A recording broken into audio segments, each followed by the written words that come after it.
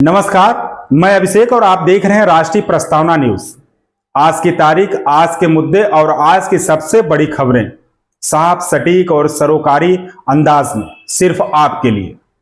राजनीति से लेकर समाज, अर्थव्यवस्था से लेकर सुरक्षा, हम लाए हैं देश और दुनिया की वो टॉप 10 खबरें जो न सिर्फ जरूरी है बल्कि आपके सोचने के नजरियों को भी बदल सकती है। तो चलिए नजर डालते हैं आज की टॉप 10 हेडलाइन पर। अरबाज खान और उनकी पत्नी सूरा खान जल्द ही अपने पहले बच्चे का स्वागत करने वाले हैं। इस खुशी के मौके पर उन्होंने 29 सितंबर को एक बेबी शावर पार्टी का आयोजन किया जिसमें कई सेलेब्स शामिल हुए। जन्नत जुबैर ने आज सोशल मीडिया पर बेबी शावर की कई तस्वीरें शेयर की हैं। अरबाज खान और उनकी पत्नी सूरा खान के माता पिता बनने से पहले गोद भराई की रस्म रखी गई जिसमें बेबी शावर के लिए इंद्रधनुष के रंग से सजा सेटअप तैयार किया गया। बेबी खान के इस प्रोग्राम में सलमान खान से लेकर कई सेलेब्स नजर आए।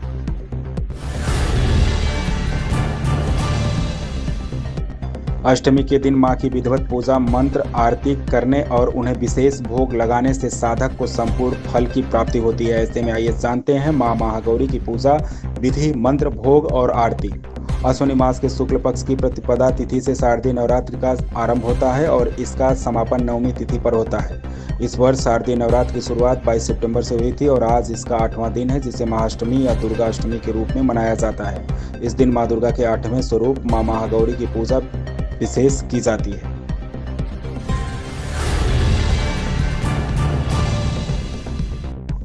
महाराष्ट्र सरकार राज्य में एक और जहां जन स्वास्थ्य को मजबूत कर रही है वहीं दूसरी ओर रोजगार और निवेश के नए रास्ते भी खोल रही है। इसी के तहत कैबिनेट ने आज कैंसर देखभाल नीति समेत कई अहम फैसलों पर मुहर लगाई है। महाराष्ट्र सरकार ने मंगलवार को स्वास्थ्य और रोजगार के क्षेत्र में बड़े कदम उठाए। राज्य कैबिनेट ने व्यापक कैंसर देखभाल नीति को मंजूरी दी है जिसके जरिए मरीजों को गुणवत्तापूर्ण इलाज उपलब्ध कराने के लिए 3 स्तरीय एकीकृत प्रणाली विकसित की जाएगी। सरकार ने बताया कि इस नीति के तहत पूरे राज्य के 18 अस्पतालों में विशेष कैंसर उपचार सुविधाएं शुरू की जाएंगी।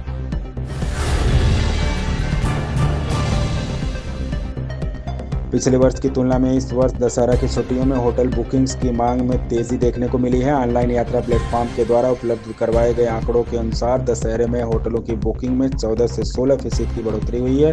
त्योहारी सीजन में घूमने फिरने का इरादा रखने वाले लोगों की संख्या में जबरदस्त उछाल देखा जा रहा है। ये लोग छुट्टियां बिताने के लिए भारत के अलावा दक्षिण पूर्वी एशियाई देशों को पसंद कर रहे हैं। इसके चलते होटल और पर्यटन उद्योगों के बीच ये उम्मीद जगी है।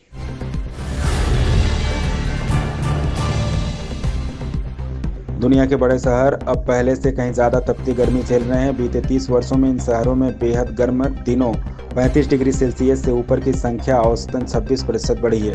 यह रिसर्च ब्रिटेन के international institute for environment and development ने किया है। दुनिया के बड़े शहरों में झुलसाने वाली गर्मी तेजी से बढ़ रही है। इसका खुलासा एक नए अध्ययन से हुआ है। International institute for environment and development IIED की रिपोर्ट के अनुसार पिछले 30 वर्षों में बेहद गर्म दिनों में 35 डिग्री सेल्सियस से ऊपर की संख्या औसतन 26% बढ़ गई है।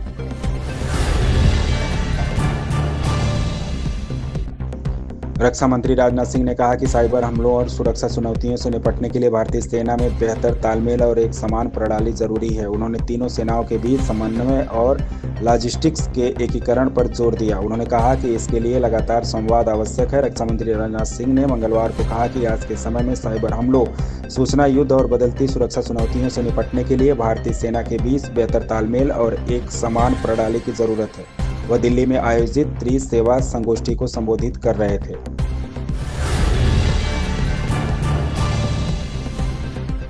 सीएम धामी ने कहा कि प्रदेश में किसी भी प्रकार की धार्मिक कट्टरता और अराजकता बर्दाश्त नहीं की जाएगी। ऐसे ही उपद्रवियों के लिए सख्त कानून लाया गया है। देहरादून में सोमवार रात सोशल मीडिया पर पैगंबर मोहम्मद के लिए आपत्तिजनक कमेंट किए जाने के खिलाफ चौकी में बवाल को लेकर सीएम धामी ने सख्त रुख अपनाया है। उन्होंने कहा कि यह केवल हमारे त्योहारों के बीच अशांति फैलाने के लिए यह हरकतें हो रही हैं। इसके पीछे वही ताकतें हैं जो मजबूत होते भारत को नहीं देख पा रही हैं।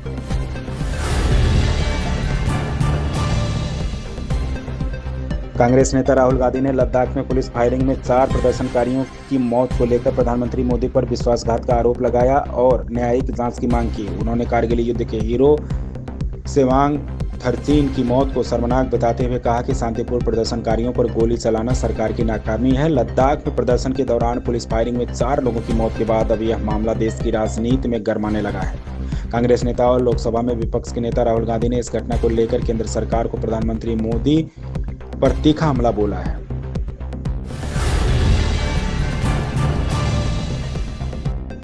केंद्रीय गृह मंत्री अमित शाह आज दिल्ली जल बोर्ड के लिए करोड़ों रुपए की परियोजनाओं का उद्घाटन और शिलान्यास करेंगे। इनमें sewage treatment plant, booster pumping station और सीवर कनेक्शन शामिल है।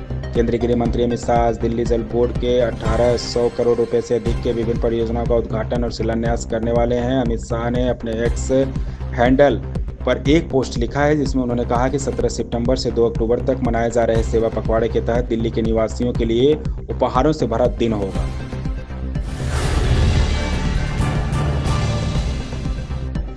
दिल्ली की मुख्यमंत्री रेखा गुप्ता ने नेशनल ट्रांसजेंडर अवार्ड में घोषणा की कि जल्द ट्रांसजेंडर कल्याण बोर्ड गठित होगा जिसमें समुदाय के प्रतिनिधि शामिल होंगे।